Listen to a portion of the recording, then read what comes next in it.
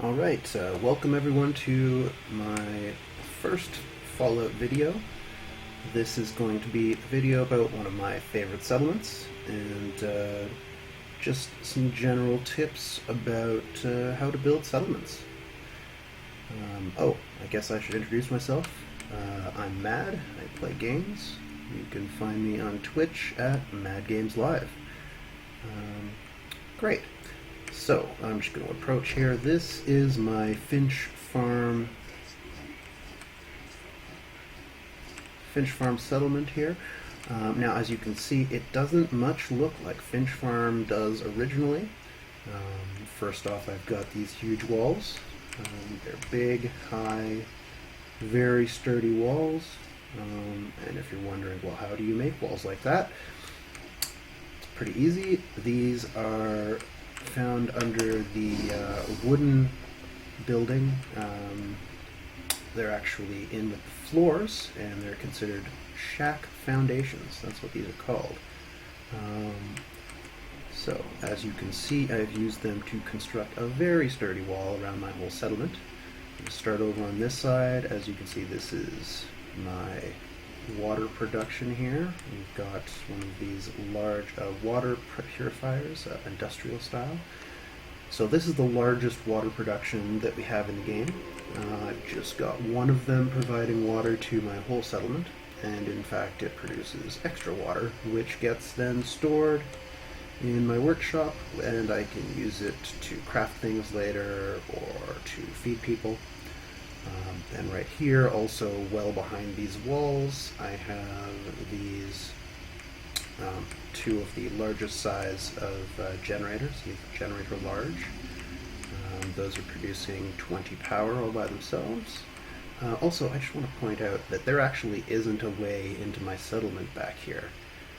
This is just completely walled off, so I don't have to worry about an attack from behind at all. Now, as we move over here, you can see I've got my farming set up. I've got a Brahmin there with a Brahmin trough. You can see he's pretty happy there with the trough. I've got corn, mute fruit, and potatoes. And the reason I picked those crops specifically is because they're really useful in crafting. You combine potatoes, mute fruit, and corn together with that purified water that your water purifier is creating, and you can make adhesive, which is one of the rare and extremely valuable things in the game. It's really useful for all sorts of crafting. Now, as you'll see all around, I've got these machine gun turrets. These are the second size of machine gun turret. You require gun nut rank 1 to make these, but I think it's absolutely worth it. Now, there's a lot of different ways you could go about, setting up resources and whatnot for this, but that being said, I think these turrets are the most efficient if you're taking into account both the size of your settlement and also your resource use.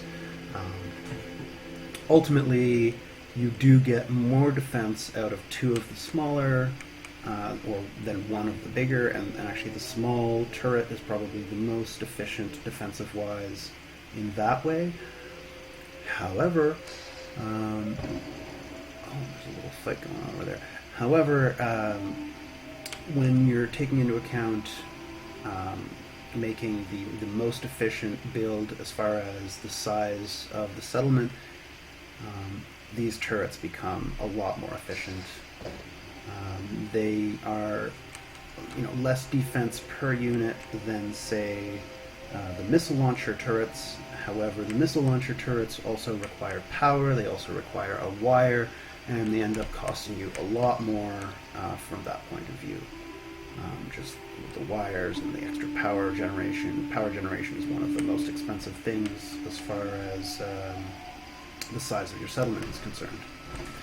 Alright, so as you can see, the wall comes all the way around, all the way over here, and when you get to the back, yeah, it's all sort of I've got my water protected. It's not perfect, but it is really good, and to get all the way over there to attack the water, you have to pass by a whole bunch of turrets.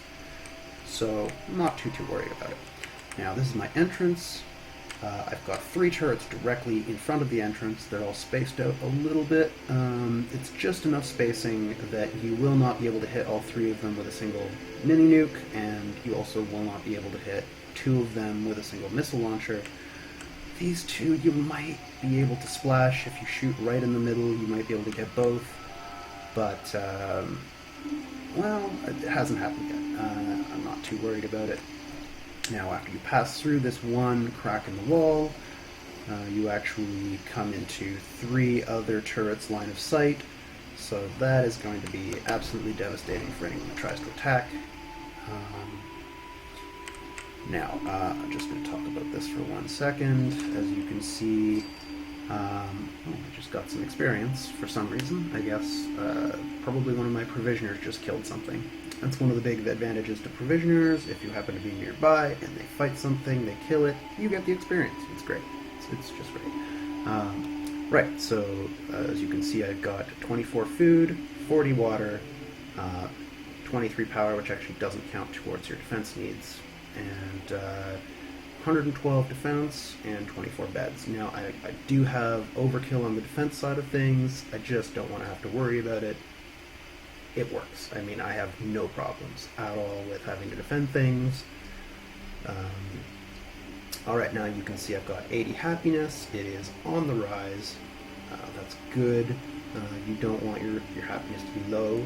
If your happiness falls too low, settlement will just abandon you, and that could be just really annoying if you put any kind of work into it.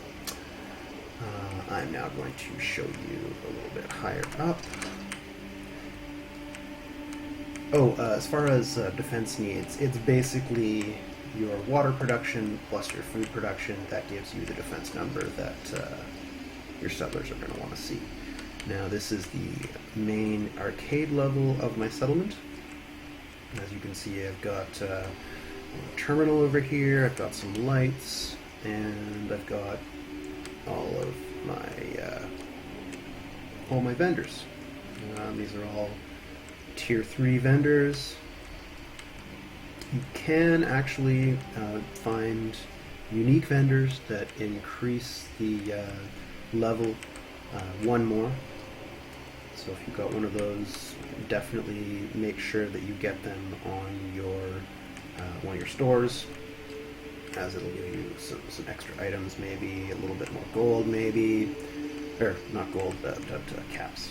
More caps, so that's good. Yeah, you'll probably notice I don't have any walls.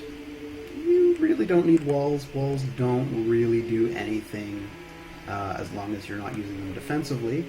So all of my walls are down below.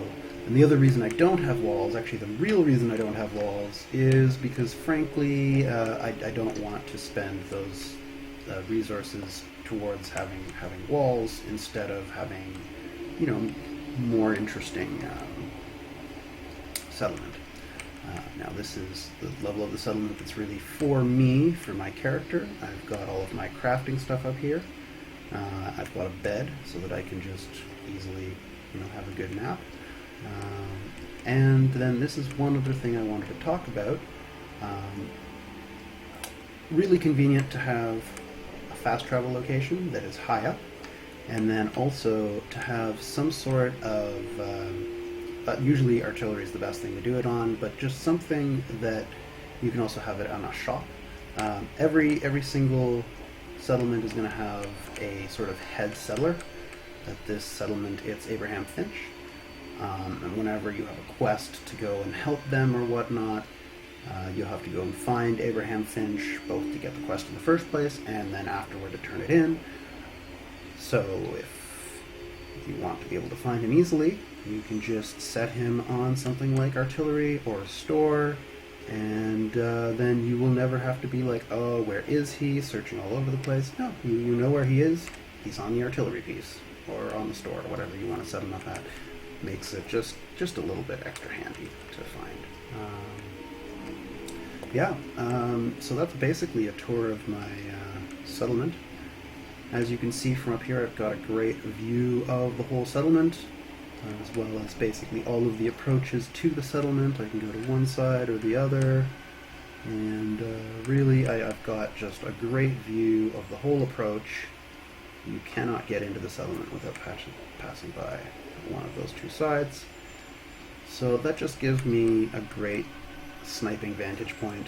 If I have to defend the settlement, I fast travel in, and then I immediately have a great vantage point to deal with any attackers. Anyway, I think that's just about it. If you have any questions about how I built anything, or just general questions about Fallout 4, I would be happy to answer your questions. You can leave them in the comments. I hope you enjoyed my video, and this is Mad signing off. I hope you all have a great holiday season and a lot of fun playing Fallout 4. Good luck to you all, and goodbye.